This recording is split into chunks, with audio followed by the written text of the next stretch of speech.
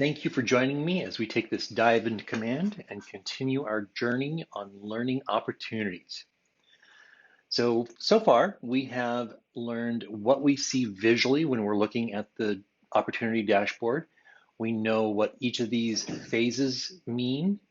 We know what we expect to see when we go into each phase. We'll see multiple stages that you can customize and create checklists. We've learned what the potential and probable income means. Now let's take a look at actually creating an opportunity.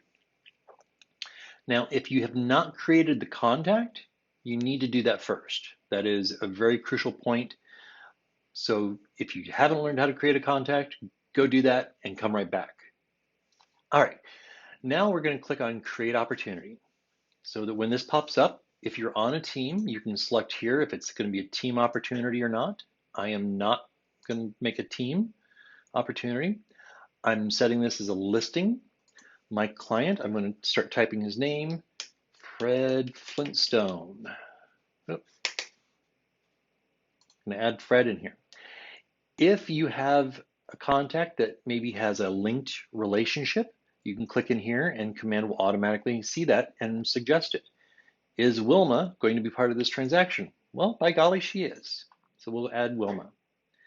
We're going to put in the opportunity name. Now, when it's a listing, you should theoretically know the address right off the bat. So we're going to put that in now. And I'm going to use my own address, 745 South 97th Place, Mesa, Arizona. And that's all you really need. We ask that you have the address as the opportunity name because it makes it so much easier for the broker to find the opportunity when you submit it.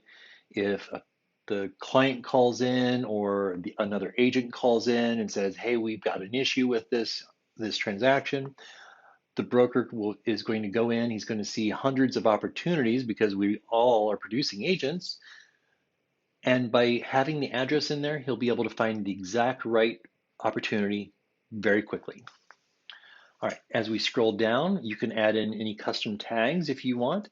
So for example, maybe this is was a referral. And let's say they mentioned in conversation that they're hoping to sell their house by the end of June. So we'll put June as the very end of the close date.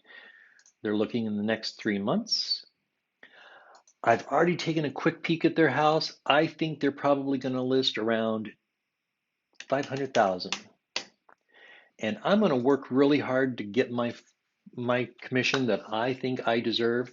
I'm going to put that in as 2.5 for this one. And it automatically defaults to the very first phase and first stage. But if you know that, for example, you've already talked to them for a bit and they're hot and ready to go, you can jump them right into one of the other stages. But for now, we'll leave them where they are, and we're going to click Create.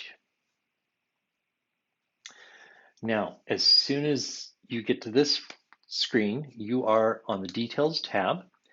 I highly recommend to always fill in as much information as you have anytime you get additional information. So let's click the pencil and see what we can add in. So we've got this, estimated close. We don't have an appointment set yet. We don't have photography. We have no dates here. So there's really nothing on this one we can update. So I'm going to scroll down. Same thing with my dates. There's nothing in here. But look at this, property. I can click the pencil icon and I can fill in the property. Up here, you may notice that it says select from listings. Once you have the address, this is going to change. If you were on the buy side, you could click here and you potentially see it, but it's easiest just to edit the property address. So I'm going to come in here, 745 South 97th Place, and you'll notice that as you're entering in that address, it's already trying to validate against the United States Postal Service.